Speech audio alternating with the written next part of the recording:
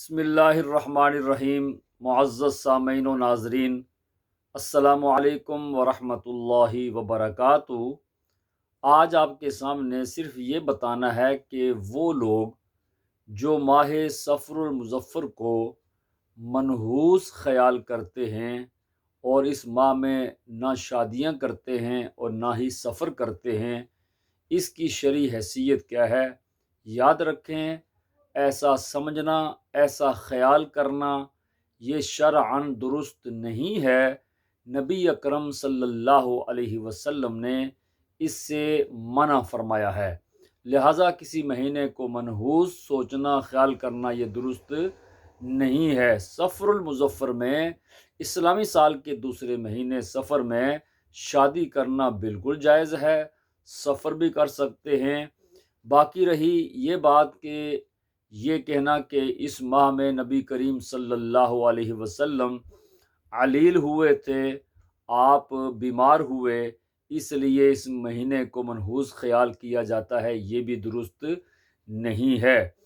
دعوت اسلامی کے مبلغ مفتی قاسم صاحب نے بڑی اہم اور بڑی اچھی بات ارشاد فرمائی کہ اگر یہ مان لیا جائے کہ سرکار سفر کے مہینے میں علیل ہوئے تو اس کو منحوس خیال کیا جاتا ہے، جو درست نہیں ہے، تو پھر آگے ربیع الاول شریف میں تو سرکار دو عالم صلی اللہ علیہ وسلم کا وصال ہوا، تو کیا اس ماہ کے بارے میں بھی ایسا کہا جا سکتا ہے؟ قطعاً نہیں، تو لہٰذا یہ سوچ ہی غلط ہے۔ اب اگلی بات کہ کچھ لوگ یہ کہتے ہیں، روایات میں آتا ہے کہ اس ماہ میں بہت سی بلائیں نازل ہوتی ہیں۔ کچھ علماء ان روایات کے متعلق یہ فرماتے ہیں کہ یہ درست نہیں ہے۔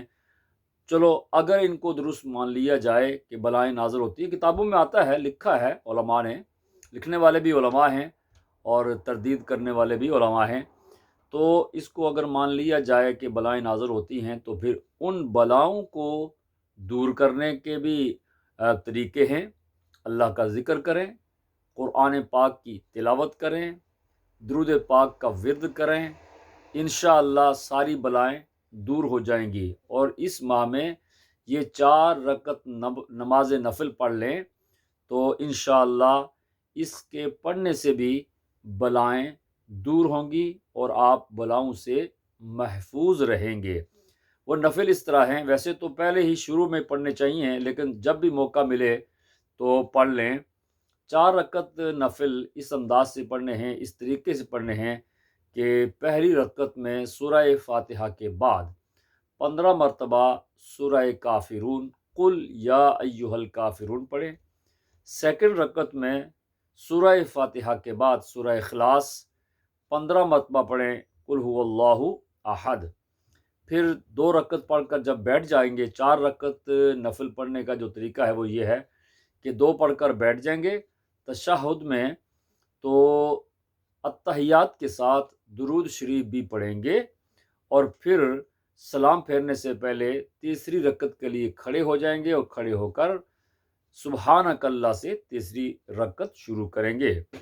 تیسری رکعت میں سورہ فاتحہ کے بعد 15 مرتبہ سورہ فلق، قل اعوذ برب الفلق پڑھیں گے۔ پھر چوتھی رکعت میں سورہ فاتحہ کے بعد سورہ ناس، قل اعوذ برب الناس 15 بار پڑھیں گے۔ جب سلام پھیریں گے نماز کمپلیٹ کرنے کے بعد تو یہ آیات پڑھیں، ایاک نعبد و ایاک نستعین، 100 مرتبہ اس کو پڑھ لیں، اور پھر 70 مرتبہ درود پڑھیں نبی اکرم صلی اللہ علیہ وسلم کی ذات پر۔ جو بھی درود آپ کو یاد ہے وہ آپ پڑھ لیں، دعا کریں، انشاءاللہ ان وظائف اور نفلوں کی برکت سے اللہ تعالیٰ آپ کو بلاؤں سے محفوظ رکھے گا۔ اللہ تعالیٰ عمل کی توفیق عطا فرمائے۔ وما علیہ الا البلاغ۔